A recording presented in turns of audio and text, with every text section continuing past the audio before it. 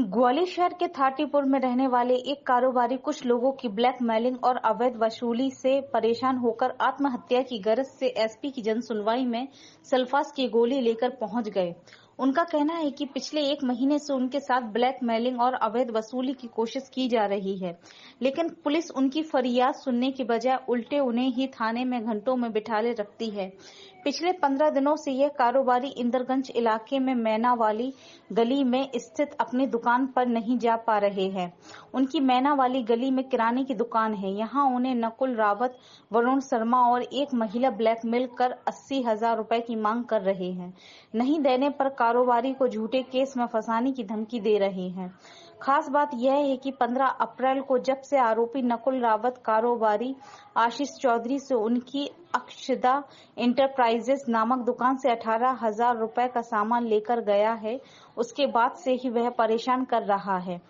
पैसे मांगने पर जान से मारने की धमकी और असामाजिक तत्वों को दुकान पर लाकर उपद्रव करता है। महिला द्वारा उसे बलात्कार और छेड़खानी में फंसाने की धमकी दी जा रही है। 19 अप्रैल को कारोबारी आशीष चौधरी से उसका मोबाइल और 50,000 रुपए की नकदी छीन ली गई। इसकी शिकायत करने पर वह इंदरगंज और कोतवाली थाने घूमता रहा, लेकिन उसकी फरियाद नहीं सुनी गई। मजबूर होकर मंगलवार को यह कारोबारी सल्फास की गोलियां साथ लेकर एसपी की जनसुनवाई में पहुंचा और उनसे इन बदमाशों से निजात दिलाने या उसे मरने की अनुमति देने की मांग की।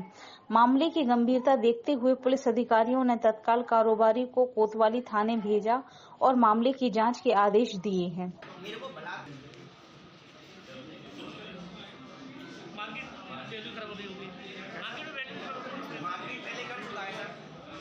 मेरी शिकायत ये है, नकुल रावत नाम का एक व्यक्ति मुझे ब्लैकमेल कर रहा है। 15 तारीख को मुझसे किराना ले गया। 19 तारीख को उसने मेरे संग मारपीट की, जिसकी इंदरगंज थाना ने कोई सुनवाई नहीं करी। विवाद मैंने उससे किराने के पैसे मांगे तो उसने मुझसे कहा कि तेरी इतनी औकात, तू मुझसे पैसे मांगेगा। और 19 तारीख से उसने मेरे संग मारपीट की।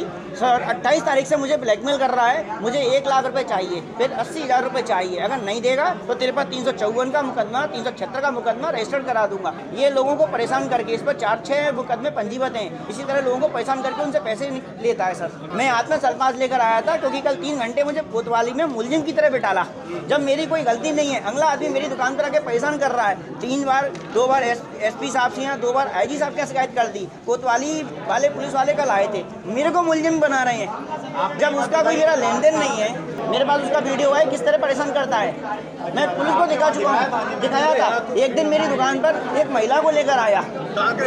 मैं थाटीपुर में निवास करता हूँ। साहब ने बोला है कि वहाँ कोतवाली जाओ, देखते हैं। सर मैं कार्रवाई चाहता हूँ। मैं 15 दिन से अपनी दुकान पर दहशत में जी रहा हूँ। या तो मुझे इंसाफ दे दो और नहीं दे सकते हो तो ये बंद कर दो, क्योंकि मेरे पास आज मेरी इज्जत इतनी खराब हो गई। मुझे शराब का स्मगलर, लड़की बात सप्लायर और ना जाने कौन कौन से इल्जाम कल उसने थाने में लगाए। तंग आ गया हूँ। आज मैं फरियादी हूँ, मुझे ही आप मुलजिम की तरह बैठाल दोगे। मैं क्या करूँ, किसके पास जाऊँ? कोई पावर में नहीं है। उसके साथ एक बहुत बड़ा गिरोह चलता है जो लोगों को ऐसे परेशान करके महिलाएं बेचकर, केस लगाकर पैसे वसूल करता है। वो अकेला नहीं है, उसके साथ कई लोग हैं। वो अपने आप को वकील बताता है, वकील के कार्ड उसने छपवा रखे हैं। अभी जनसुनवाई में एक युवक आया था, उसने अनावेदक के ऊपर आरोप लगाया है कि आवेदक की अपनी स्वयं की किराना दुकान है और अनावेदक उससे किराना का सामान उधारी में ले गया था, जिसके पैसे दे नहीं रहा है। पैसे मांगने पर उसको वो 80,000 रुपये की और मांग कर रहा है। इस तरीके से उससे परेशान होने की बात बताई थी। इसी संबंध में मैंने थाना प्रभारी कोतवाली और थाने के उप निरीक्षक चौहान से बात की है। ये चूँकि पहले मामला थाने पे जा चुका है और दोनों पक्षकारों को बुलाया गया था, वहाँ पर ये तथ्य सामने आए कि आवेदक पर 80,000 रुपये मांगता है और वो चूँकि आवेदक ने अभी दिए नहीं है, इस कारण से उसने अभी किराने के सामान नहीं दिया और उससे और भी पैसे मांगता है। क्योंकि थाने के द्वारा आपसी लेन देन का मामला बताया गया है, लेकिन उसके बावजूद क्योंकि आवेदक यहाँ पर सल्फास की गोली का पैकेट लाया था, उसने अचानक अपनी जेब से निकाला तो उसे समझा करके पैकेट ले लिया और समझा करके उसको थाने भिजवाया है। चौहान से और थाना प्रभारी से बात की है। मामले की जांच की जाएगी। जैसे भी तथ्य सामने आते हैं उचित वैधानिक कार्रवाई की जाएगी।